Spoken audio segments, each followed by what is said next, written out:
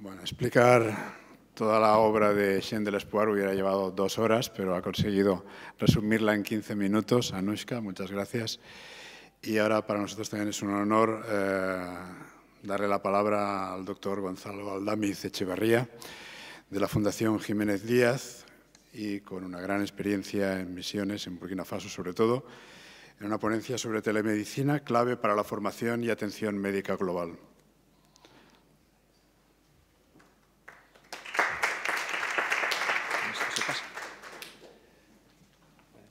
Hola, buenas tardes a todos. Bueno, para mí la verdad es que es un privilegio estar hoy aquí, además una gran satisfacción porque llevábamos ya mucho tiempo queriendo tener esta primera reunión y tener la presentación de la Jean de Lespoir aquí en España, y por eso quería agradecer a los organizadores el haberme invitado. Yo soy cirujano cardíaco, de adultos, y lo que bueno, les voy a explicar es un poquito una visión un poco global de las ventajas o de las opciones que tiene la telemedicina y también explicarles un poco cómo la estamos utilizando en el proyecto con la Fundación Recover, con la que colaboro desde hace ya más de 12 años. Bueno, como ha comentado antes la doctora Centella, en el año 2015 los líderes mundiales de la ONU acordaron una serie de objetivos. Básicamente lo que trataban es, en teoría, de conseguir un mundo mucho mejor para todos y que además fuera un mundo sostenible. Y se acordaron 17 objetivos, que les llamaron Objetivos de Desarrollo Sostenible, etcétera, etcétera. La verdad que muy bonito y con un horizonte, una fecha en el horizonte que es el año 2030 para conseguirlos. La salud, como es evidente, tenía que ser uno de los primordiales. Y así el punto número 3 era tratar de garantizar la mejor salud, que todo el mundo pudiera tener acceso, que ese acceso sea universal, cosa que hoy en día no es para nada así, que sea una salud de calidad y que todo el mundo tuviera acceso a los medicamentos y a las vacunas necesarias para poder gozar de poder estar como estamos hoy en día en el mundo desarrollado. Esa es la teoría. ¿La práctica cuál es o qué es lo que tenemos que ver, cómo podemos conseguir eso? Pues yo me voy a centrar un poquito en el África subsahariana, en África en general, que es donde trabajamos. Para que nos hagamos una idea, África es el continente el más pobre del mundo. Tiene el 14% de la población, un poquito más de 1.000 millones de habitantes.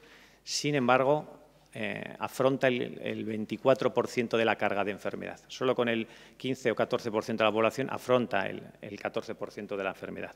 Y para hacer frente a los problemas sanitarios, solo tiene el 3% de los proveedores sanitarios, de los trabajadores sanitarios del mundo, trabajan en África.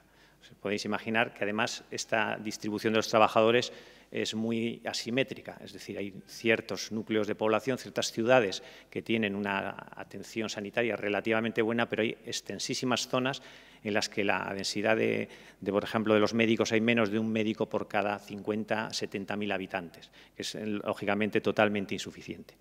Y para colmo y para rematar, solo dispone del 1% del presupuesto global del mundo en sanidad. Afronta una cuarta parte de la carga de enfermedad y solo dispone del 1% del dinero para hacer frente a esto.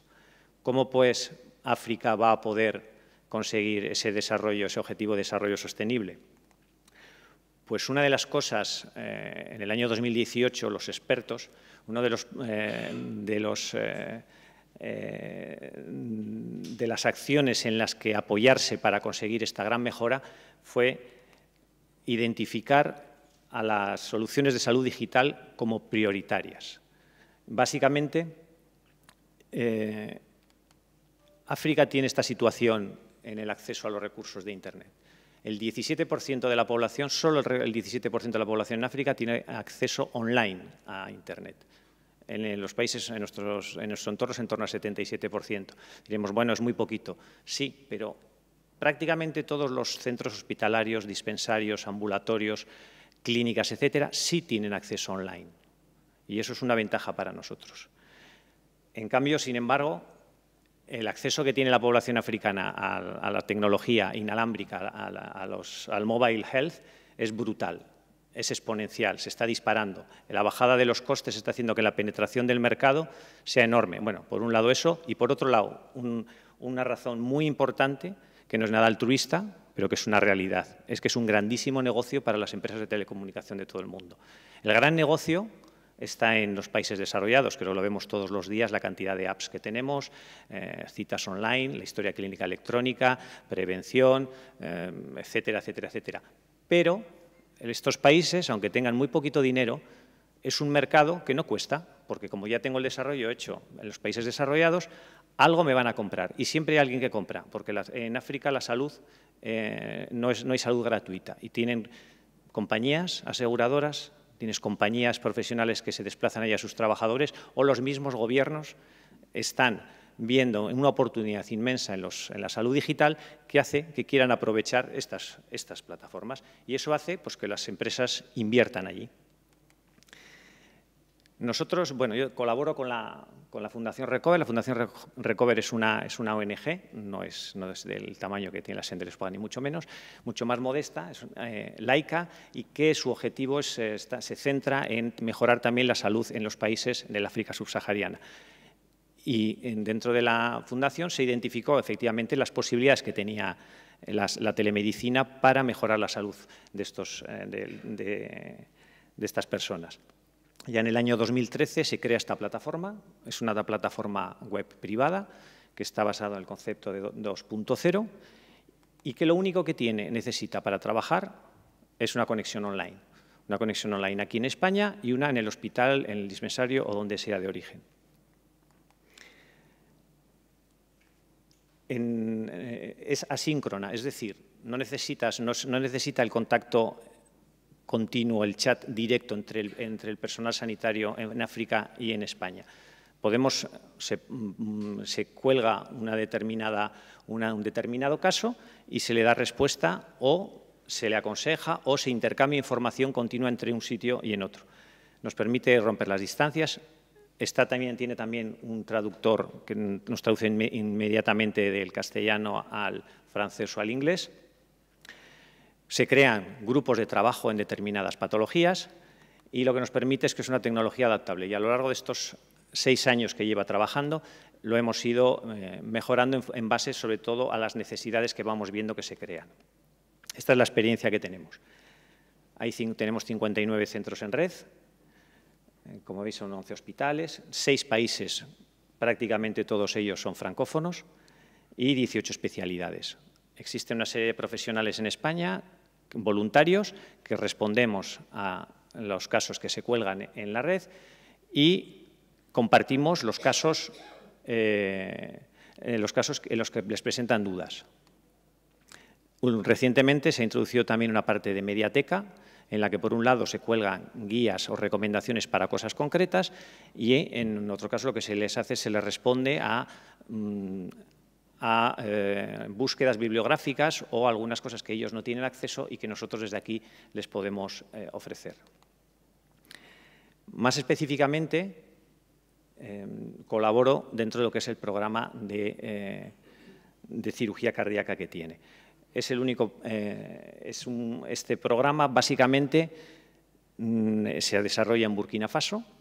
En Burkina Faso lo hemos intentado, hemos hablado muchas veces y hemos estado en contacto con ellos. A día de hoy no hay infraestructura para poder realizar la cirugía cardíaca allí. Y una cosa que es, nos centramos en un grupo de población que normalmente la mayor parte de las misiones de cooperación no está contemplada. Son los adolescentes y los adultos jóvenes, porque normalmente la mayor parte de las campañas de cooperación son para niños y para cirugía congénita. El programa básicamente, como veis, consiste en una misión anual en Burkina. Durante esta misión nos desplazamos 2 o 3 profesionales españoles allí. Se revisan los pacientes operados en los años anteriores, se les ve cómo está. Vemos nuevos casos que lo hacemos con los cardiólogos de allí, que nos los presentan y los revisamos con ellos. Se da también una parte de formación, sobre todo en cosas que consideramos que es muy importante, que es en la prevención. La fiebre reumática en África es una epidemia, mata más que el HIV y probablemente mata más que la malaria, y es una cosa tan sencilla, tan sencilla y tan complicada como concienciarles de que la penicilina, que es muy barata, ahorraría este problema. No sé si conocéis la experiencia de Cuba y Costa Rica, pero ellos han conseguido erradicar la fiebre reumática exclusivamente con unos buenos programas, luego es posible hacerlo y es llamativísimo que ni los cardiólogos ni los médicos de allí son conscientes de esa importancia que tiene, pues cada vez que vamos lo repetimos.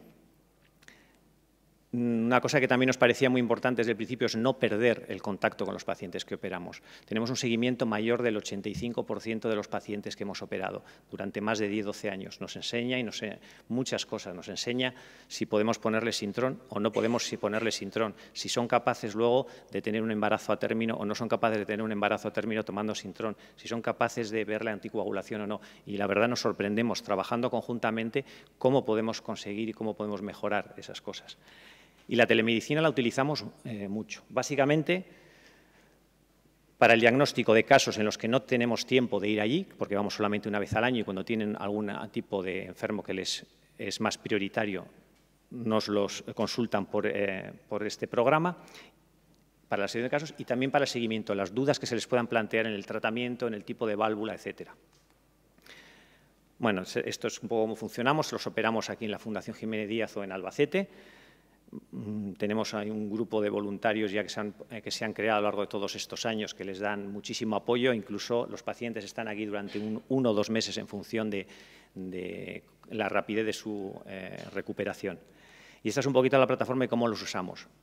Tenemos un filtro, que son casos de cardiología, ahí veis los diferentes casos que hay. Cuando lo abrimos tenemos la historia completa del paciente, tenemos la posibilidad de que nos cuelguen el informe del eco, nos cuelgan las analíticas, se puede traducir, tiene la posibilidad de colgar imágenes de multimedia, podemos colgar las radiografías, podemos colgar el electro e incluso podemos transmitir los vídeos de los ecocardiogramas.